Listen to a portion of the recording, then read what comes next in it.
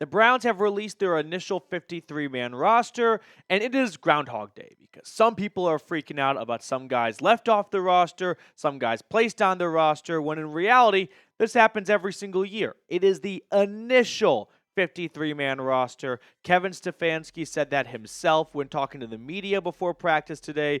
There are going to be changes and moves made before Week 1 against the Cowboys. But unfortunately, this is the end of the road for a lot of players across the NFL. So send them on their way with a nice good luck in the comment section below. It's a really tough day and one of the sadder days in the entire NFL calendar. So drop a good luck for everyone who was unfortunately cut or released today.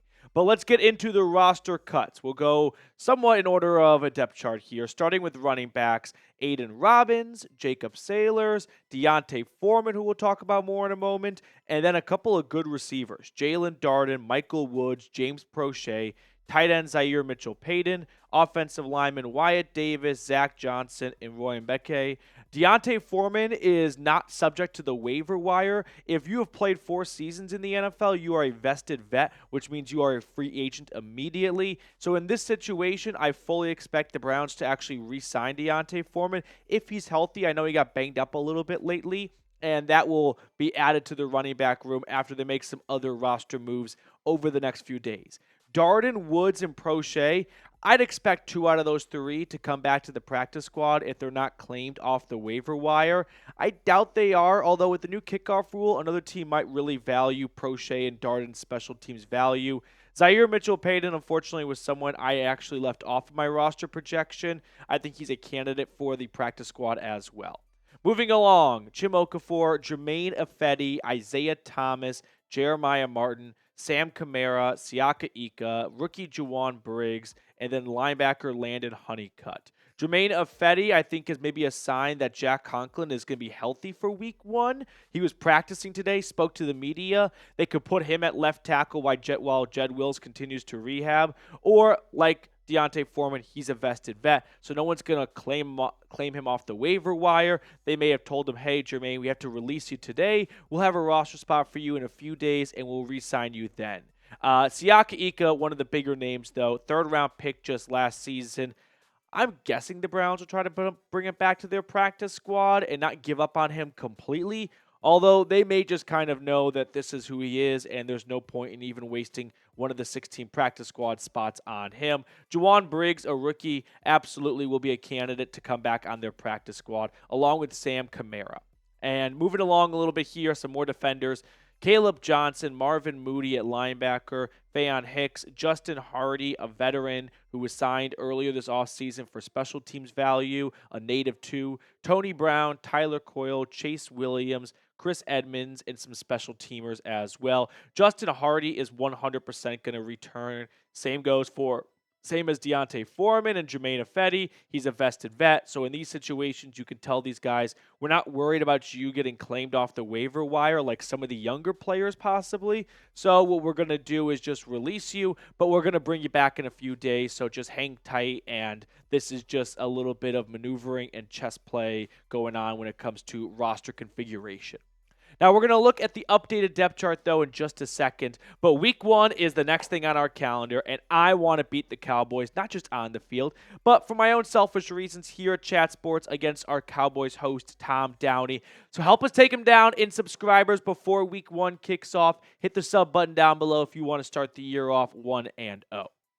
Now, let's look at some of the depth charts here. Deshaun Watson, Jameis Winston, Dorian Thompson-Robinson, and Tyler Huntley all make the 53-man roster. So the Browns taking 4 quarterbacks onto their 53-man roster. That's a little bit of a surprise, but ultimately the Browns decide, you know what, I think after last year, it's better to have more quarterbacks than no quarterbacks when they only took 2 on their roster. But more importantly, I think this is them going, well, we don't want to release Tyler Huntley they're not going to release DTR, but they may be working on a trade still for Jameis Winston or Tyler Huntley, as reports came out from Mary Kay earlier today that they've been taking phone calls on both quarterbacks. And if they were to release one of them, then they can't make a trade anymore. So they decide, okay, we're going to keep, for example, we're going to keep all 4. We're going to get a trade done for either Jameis Winston or Tyler Huntley. And then we're going to bring back Deontay Foreman after we released him, and we'll have an open roster spot once we trade one of these quarterbacks away. That's the kind of shuffling you could see go down in the next 24, 48 hours. On to the running backs. Just two for now. That's obviously going to change. Jerome Ford and Pierre Strong Jr. with Nick Chubb and Nyheim Hines on either a PUP or NFI list. The Browns are going to bring back either Deontay Foreman or if he's not healthy for whatever reason, because I do think they were impressed by him throughout the summer, they'll go out and either sign a running back or maybe they decide, you know what, there's just no one on our roster we want to give an absolute roster spot to. We're going to hunt the waiver wire and see what running backs were released by other teams. Like the Bills released Frank Gore Jr., so that's kind of a notable name-ish. Maybe they decide, let's go after the waiver wire for a running back. But they're not going to go into week one with just two running backs. This is just the, annual initial maneuvering teams have to do. Wide receivers now. They've got 6. Cooper, Jeudy, Elijah Moore, Cedric Tillman, David Bell, and Jamari Thrash. These were the 6 I had on my roster projection video. These are the 6 I've been projecting since day one, really. So not a big surprise in my eyes. Darden and Prochet and Woods.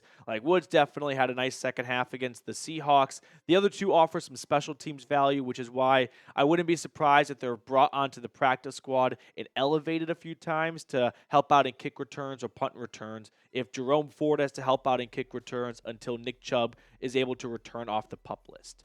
Now, before we look at the rest of the depth charts on today's video, quick shout out to Game Time. If you want to go watch a Browns game, say week 1 against the Cowboys, you're going to want to get started with Game Time today because they're saving the dog pound $20 off their first purchase when you use code CHATSPORTS. Now, terms apply, but Game Time has so many great features. One of them being you can get a bird's eye view of your seat before you purchase your ticket. You don't want to show up to the stadium or arena and realize you're sitting behind some big pole or you're all the way up in the nosebleeds. But with Game Time, there are no surprises. You know exactly what you are getting. So download the Game Time app today and take the guesswork out of buying tickets with Game Time. Download the app, create an account, and use code CHATSPORTS for $20 off your first purchase. Terms apply, but again, create an account and redeem code CHAT Sports for $20 off. Download Game Time today. What time is it? Game time. On to the tight ends. I also, in my projection video, had the Browns doing exactly this. Just 2. David Njoku and Jordan Akins. I suspect the Browns will be looking at the waiver wire for some tight ends, or maybe they plan to bring back Zaire Mitchell-Payton if he clears waivers, but they're not going to roll into the season with just 2 tight ends on their roster. There's going to be some maneuvering done here. Offensive line now. You've got Jed Wills, Joel Bitonio, Ethan Pocic, Wyatt Teller, Jack Conklin. Really good news, the Browns got Wills and Conklin off the PUP list. James Hudson returning to practice and backing up Jed Wills, Zach Zinter, Nick Harris. And then how about the rookie out of Miami, Javon Cohen? Shout out to him for cracking the 53-man roster. Again, it's just initial, so there could be some changes that goes on there. And then we can throw it out one more time because there were some other names, especially at the bottom, that I wanted to read to you guys here. So Dawand Jones making the roster, of course. And then Michael Dunn gets placed on the NFI list. So he's out for a minimum of 4 weeks. And Luke Whippler put on injured reserve. I'm not sure if this is the short-term injured reserve or season-ending injured reserve. I think it's the long-term one. So, unfortunately, his season is done. But the offensive line is in a good place if it's healthy. That's the thing, right? If you've got Conklin and or Wills, just one of the two back and back at a level where they're, 90% at least, that's a really good offensive line still. It's got Bitonio, it's got Pocic and Teller, got Dawand Jones at right tackle if needed.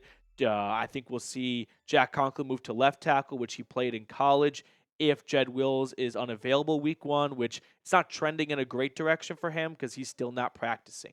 Defensive line now, 9 players. Myles Garrett, Dalvin Tomlinson, Shelby Harris, Za'Darius Smith, Okoronkwo, Quentin Jefferson, Mo Hurst, Alex Wright, and Isaiah McGuire, with Mike Hall being placed on the commissioner's list due to that domestic violence arrest earlier this month. So he does not count towards the 53-man roster. He cannot play in a game. He cannot practice. He can only go to some team events while the NFL does some investigation.